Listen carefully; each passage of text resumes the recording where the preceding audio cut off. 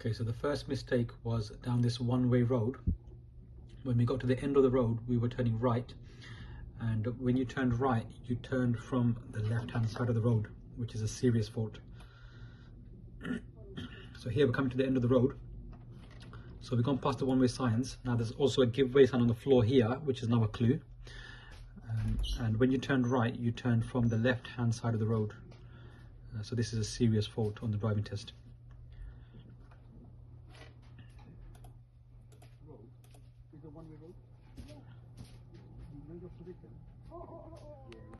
Another mistake you were making when you're turning into a side road, you're going very wide over the center line.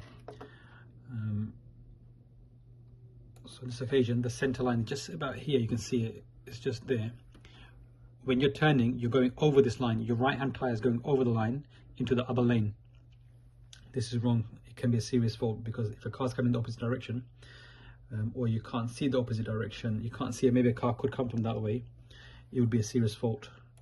Okay, so you're going very wide. You must turn into your lane first. So turn into your lane first before the line, and then decide whether you want to overtake the van or not overtake the van. Your right turns are also very late. Okay, so your reference point is when the middle line is under your right hand mirror. Turn then. You're turning a lot later. Can you see it's very nearly hitting the curb? A few times we went over the curb today, because you're using your reference point very late. So turn at the reference point, don't turn in later than this. Another example of you going wide, turning left, is here. You've turned over the middle line into the wrong lane. Okay, so you turn into your lane first, then decide to overtake the first parked car or not. But you're overtaking the first parked car going into the wrong lane straight away.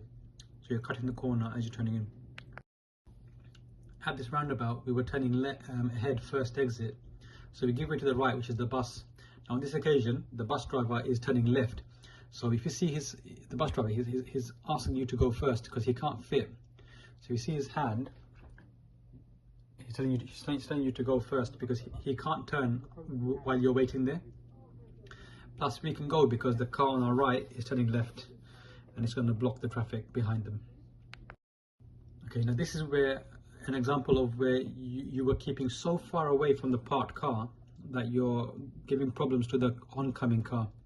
So the parked cars here, you're driving so far away from them that you're obstructing this car. So if you see here, as we go past the red color car, we should be 75% in this lane and maybe just 25% over the line. But you are pretty much 75% over this side and only 25% over this side. You're pretty much here with your tires, giving this car a lot of problems. So try to be more closer to the parked cars when there's an oncoming car. Leave enough space for a door to open for the parked car. If you can't leave enough space for the door to open, then maybe consider stopping, holding back, or consider going really, really slowly, like 1 or 2 miles an hour, so that you could react and stop if the parked car's door was to open. Okay, now we started the first mock test.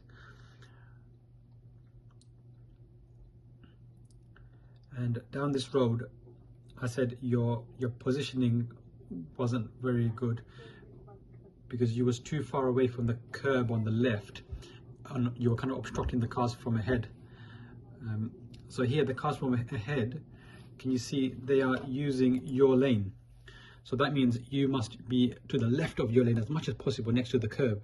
If you are driving next to the white line, then maybe this car is going to have to stop because of you, even though they're using your lane. But because there's enough space, they can use your lane, they will use your lane. Okay, so here, this is the main car, okay? The position you're in, you're kind of obstructing them from driving on as well. There is more space on your left, you can use it, and then they can use a bit of your lane to get past as well. So if there's a car coming the opposite way, consider using the space on your left. Here we turned right, and again you went beyond the right turning reference point, and you turned very late, and we almost didn't make it because of the curb. So turn earlier when the right wing mirror is in line with the center line of the new road you're going into. Then on this road, I said you'd get a minor fault for driving too fast. One example is here. This black color car here is coming really fast out the side. You didn't slow down at all going past this black color car. If the black car made a mistake and came onto the road in front of you, it would be an unavoidable accident. No matter whose fault it is, the examiner would look at what you could have done to prevent an accident. So if you slow down, you could prevent an accident, even if it's not your fault, even if it's their fault. The examiner won't care what they're doing. They're only looking at what you're doing. So here, you've not really slowed down enough, and then the rest of the road, there's parked cars blocking your view. You can't see if anybody's on the pavement ready to cross, or a little kid's going to run into the road. You're driving too fast for the condition of this road. This condition isn't very good on this road because the parked cars are blocking a lot of our view. Maybe 50% of our view, maybe more than this right now, is blocked. You must drive at a speed. You must make a judgment call and drive at a speed where you could stop if somebody walked in front of this black color car. Just between this black car and the white car, if somebody ran, you must be able to stop. So it's a judgment call you've got to make. At the moment, you're going too fast. The next fault came here at this roundabout. We were turning left for the first exit. Now here, I said you probably might get a serious fault, okay? Because examiners do not like it when you leave so much space on the left here and you position more to the right, like here, for turning left. You should be right next to the curb. So here, you're kind of in the middle or more to the right of the giveaway, and you've got enough space on your left for a motorbike to fit. If there's enough space for a motorbike to fit, it's too much space. You should be keeping more to the left, okay? This could be a serious fault, okay? So this, I'd say it's a serious fault, okay? Be aware of this. You're leaving too much space on your left at the roundabout when taking the first exit. Okay, now this roundabout, you asked me what sign we're following. It's always the last sign you were following on the independent drive, so it's Woodford. So Woodford is straight ahead. So when you go straight ahead, you shouldn't give a right signal. I'll tell you why, okay? So if you give a right signal now, but you were actually going straight ahead, the driver that's waiting to come out from straight ahead, if he sees your right signal, he will wait there because he thinks you're going around. You're making him wait. Actually, you're going to leave. You're making him wait for longer than necessary. So then you're holding him up. You're inconveniencing the driver. So right now, if you've gotten a right signal,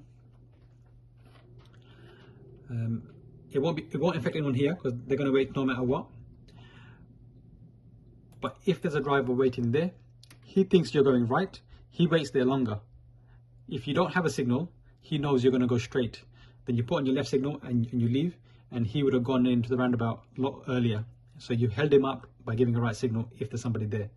And that's why it's a minor fault. Okay, now you got a minor fault approaching the end of this junction too fast. Okay, so it'll come under junctions, approach speed. You've come too fast when we can't see to the right very clearly, and we had to stop because suddenly we saw someone.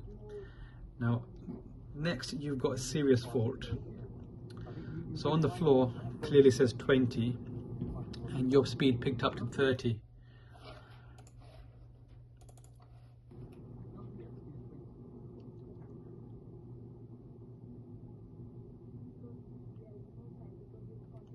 Okay, so here your speed went pretty much close to 30 on the 20-mile part, and now it's 30 because we saw the sign 30, but before it was 20. So here would be a serious fault, something you'd fail for. At the end of the road, you're going to go left of the traffic lights. You're going to go left of the traffic lights, and here you've got muddled up.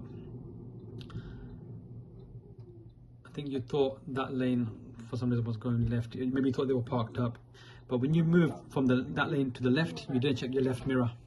Okay, you didn't check your left mirror when you move back to the left lane. So we're coming here, you're positioning for the right hand lane, and then suddenly you move back to the left lane and you didn't check the left mirror. Okay, this would be a serious fault, something you'd fail for. Okay, then after we turned left, you're going to get a minor fault for your position. Your position should be close to the curb on the left. So you should be positioning close to the curb on the left. This is not a bus lane, it's just a bus stop. You should be positioning close to the curb on the left near the cycle lane. But you're positioned to the right, and then you've had to come back over, back to the left. So whenever you join a new road and there's more than one lane, always keep in the left lane. It's your normal driving position. Okay, then we took the road on the right, and again you turned very late, almost hitting the curb because of the late turn. So your turn should be when this middle line is underneath your right wing mirror. That's when you should turn, no later than this. But you've gone too far past it, and then the turn becomes very difficult, and big chance you could hit the curb there. Okay, so you're turning very late when turning right. Another minor fault you got was driving too close to the car in front. Now the position of the dash camera is more higher than where you sit, where your eyes are, so it doesn't look as close in this video, but it was actually looked much more closer in real life. So here we're very close to this car, too close. So I said you're a bit too close to this car, and then you said you should keep tyre and tarmac. No, tyre and tarmac is when you stop at traffic lights or somewhere. When driving, you got to keep a gap of 2 seconds, or if you keep a gap where 2 other cars can drive in between us, that's fine as well. Okay, now we started the second mock test. We turned left at these traffic lights, and here you saw a red light there, and you asked, is that for me? And you stopped, and I said no, carry on. This light is not for you. So this light is the secondary light for cars coming out. So we come back to the start of the video. So when you turn left here, the light is over there, and that red light is not for you, it's for the cars coming out from this side. It's their secondary light. And the way you know it's not for you is because there's no solid stop line on the floor. So here there's no solid stop line on the floor telling you to stop. A solid stop line looks like that. There isn't one for you. Okay, now the second serious fault was immediately after that traffic light. We're driving down this road with the bend to the right. You can't see what's coming from the right. Now your position should be close to this silver car and to the white car. In case something comes from the corner, you've got to pop into the gap to let any car pass. You've kept on the right behind this car, which is in the wrong position. So you can see your position is now on the right. You're going towards this car, and as you come to this car, then you come out this way. But if a car comes now, you can no longer use this gap, and you're in their way. This is a serious fault for being in the wrong position, one side of the road.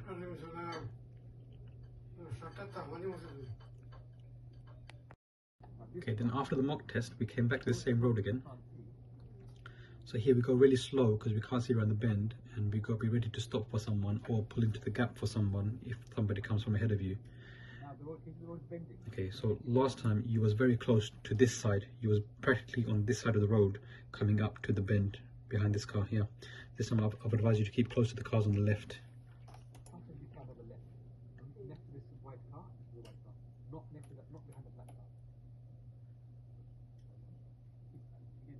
Okay, so you've got to be ready to use that gap there if a car is coming around the bend, which you can't do if you're on this side of the road. Yep, so now car's coming, so we're in the correct position. So this time we did it correctly.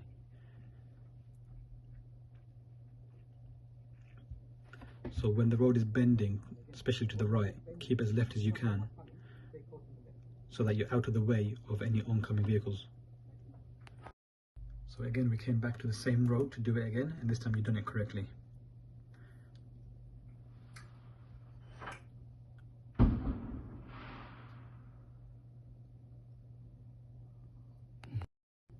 Okay, so here I said you're going to take the road on your right, and you've approached really fast and gone past the reference point to turn right again. And on this occasion, we ended up driving over the pavement. You don't want this to happen on the test. You're at the mercy of the examiner to forgive you. So use the reference point to turn right so you can turn right correctly.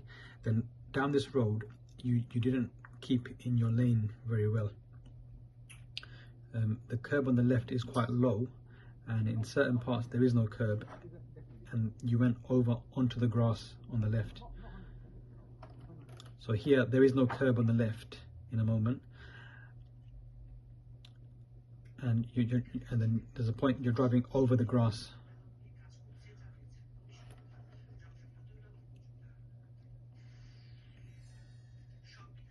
So on these narrow roads, you've got to be better. So here you're going over the pavement. Now you come off the pavement. So here you've got to be better at keeping in your lane. There are narrow roads everywhere in Loughton. You've got to be better at keeping in your lane.